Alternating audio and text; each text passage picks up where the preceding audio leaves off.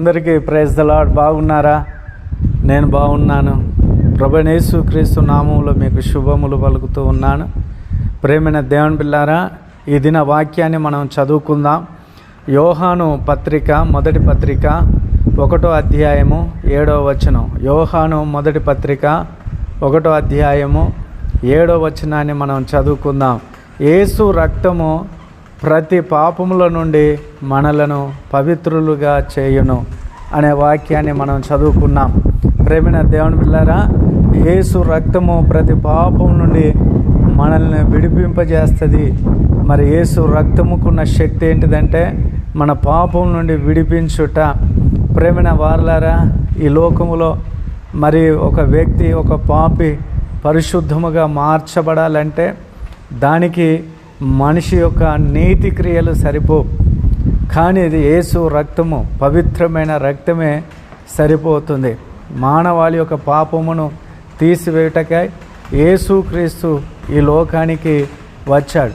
ఆయన దేవుడై ఉండి, సర్వ విశ్వ పాలకుడై ఉండి, ఆయన ఒక మానవునిలో మానవుడిగా, నరునిలో నరునిగా పుట్టడానికి గల కారణం ఏంటిదంటే మానవుడు పాపి.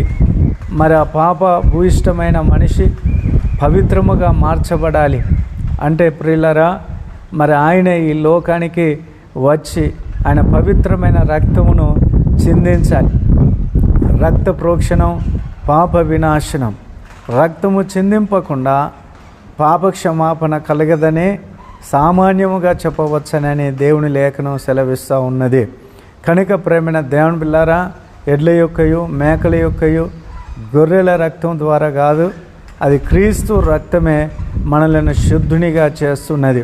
యేసుక్రీస్తు లోకానికి మరి రావడానికి గల కారణం ఏంటిదంటే ఆయన పాపులను రక్షించడానికి, నశించిన దానిని వెదకి రక్షించడానికి క్రీస్తు యేసు లోకమునకు వచ్చెను అని దేవుని యొక్క వాక్యం సెలవిస్తుంది. కనుక యేసు ప్రభు అని, ఆయన మృతుల నుండి లేచాడని అని మనం హృదయమందు విశ్వసించి మన నోటితో ఒప్పుకుంటే మనం రక్షింపబడతామని దేవుని యొక్క లేఖనం సెలవిస్తున్నది. కనుక ఈ మాటలు వింటున్న నా ప్రియ సహోదరి సహోదరుడా, యేసు క్రీస్తుకు దూరముగా ఉంటున్నావా? ఇంకా నువ్వు పాపములోనే జీవిస్తూ ఉన్నావా? జన్మ కర్మ పాపాలు నిన్న ఏలుతూ ఉన్నాయా? ఇంకా పాపం యొక్క అపరాధ భావం కలిగి నీవు ఉంటున్నావా? ఇదిగో యేసు నీ కొరకు వచ్చాడు, నీ కోసం రక్తం కార్చి ప్రాణం పెట్టి తిరిగి లేచాడు. ఈ సత్యాన్ని నువ్వు విశ్వసించినట్లయితే నేడే నువ్వు రక్షింపబడతావు. నేడే నీ పాపములు ఒప్పుకో.